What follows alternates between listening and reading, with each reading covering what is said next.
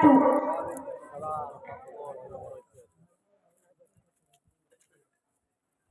السلام عليكم ورحمة الله وبركاته. কেমন আছেন ভাই সাহেব? ওয়ালাইকুম আসসালাম ওয়া রাহমাতুল্লাহি ওয়া বারাকাতুহু। আলহামদুলিল্লাহ ভালো। আসেন ভাই সাহেব, কোলাকুলি করি। দাঁড়ান দাঁড়ান, আগে বিয়ের কাজ শেষ হোক। আসসালামু আলাইকুম ওয়া রাহমাতুল্লাহি ওয়া বারাকাতুহু।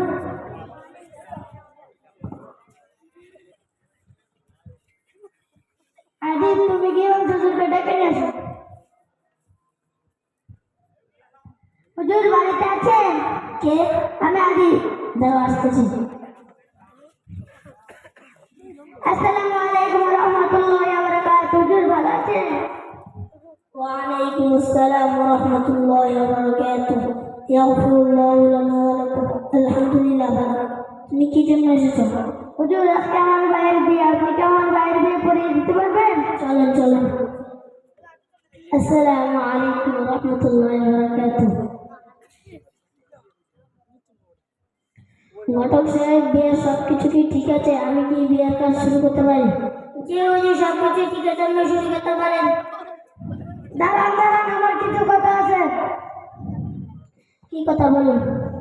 বিয়ে সাহেব, আপনার সাথে আমার কি কথা হয়েছিল?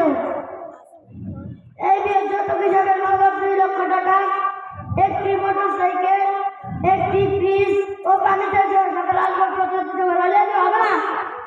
আস্তাগফিরুল্লাহ, নাউযুবিল্লাহ। এসব আপনি কি বলেন? আপনি কি জানেন না বিয়ের যৌতুক নেওয়া এবং দেওয়া হারাম? আল্লাহ রাসূল সাল্লাল্লাহু আলাইহি ওয়াসাল্লাম যৌতুক দাতা এবং যৌতুক গ্রহণকারীকে অভিশাপ দিয়েছেন। হুজুর, আমার ভুল হয়ে গেছে। আমি তো ইংরেজি স্যার, আমার এগুলো আমার জানা নেই। এখন থেকে আমি আমার ছেলের বিয়েতে যৌতুক নেব না এবং মেয়ের বিয়েতে যৌতুক দেব না। আলহামদুলিল্লাহ, আল্লাহ সবাইকে কবুল করুক। আমিন। ঘটক সাহেব, বিয়ের মোহর কত টাকা করে ধরা হয়েছে? 5 লক্ষ টাকা। সর্বনাশ, কি বলেন? বরপক্ষ আপনারা কি 5 লক্ষ টাকা দেন মোহর আদায় করতে পারবেন? হুজুর, মোহর কি আবার আদায় করতে হয় নাকি? অবশ্যই আদায় করতে হয়। মোহর আদায় করা ওয়াজিব আর মোহর আদায় করা মুস্তাহাব। বর সাহেব, আপনি কি 5 লক্ষ টাকা দেন মোহর আদায় করতে পারবেন? হুজুর, 4 থেকে 2 লক্ষ টাকার ফসল আমি আদায় করতে পারবো না। তাহলে মোহরে ভাতি মিলে আদায় করেন, যা বর্তমানে 2 লক্ষ টাকা মতো। হুজুর, মোহরে ভাতি আবার কি? মোহরে ভাতি হলো নবী করিম সাল্লাল্লাহু আলাইহি ওয়াসাল্লাম তার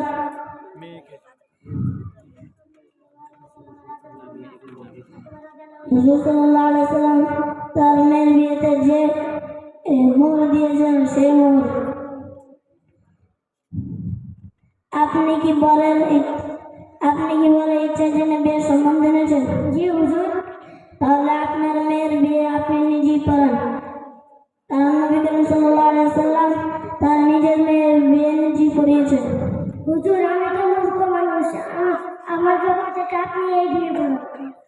তাহলে মেয়ের মামা হাফেজ মোহাম্মদ আব্দুল্লাহ বিয়ের খুতবা করুন। আসসালামু আলাইকুম ওয়া রাহমাতুল্লাহি ওয়া বারাকাতুহু।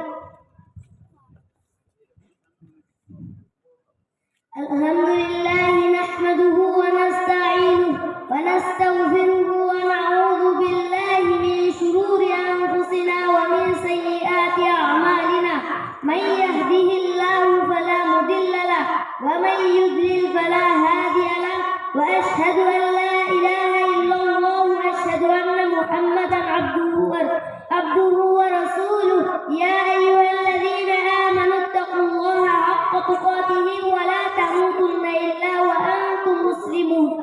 ইয়া আইয়ুহান নাসু ইত্তাকু রাব্বাকুম আল্লাযী খালাকাকুম মিন নাফসিন ওয়াহিদাতিন ওয়া খালাqa মিনহা zawjaha ওয়া বাথা মিনহুমা রিজালান কাসীরান ওয়া নিসাa'an wattaqullaha alladhī tasā'alūna bihi wal arham innallaha kāna 'alaykum raqībā.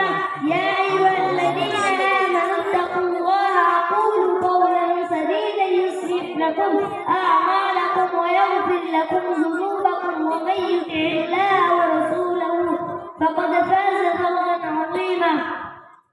মেয়ের বাবা সামনে আসুন। আমি যা বলবো আপনি তা বলবেন। কি হতো?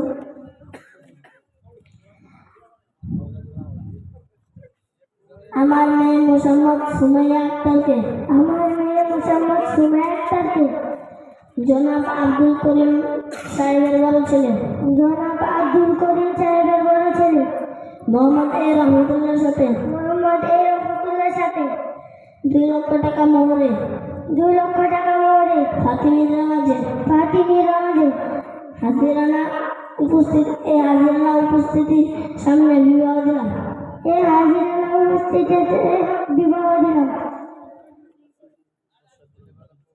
বড় সাহেব বলেন কবিল তো আলহামদুলিল্লাহ। সম্মানিত উপস্থিতি, আলহামদুলিল্লাহ বিয়ে হয়ে গেছে। মিষ্টি খাওয়া না গা।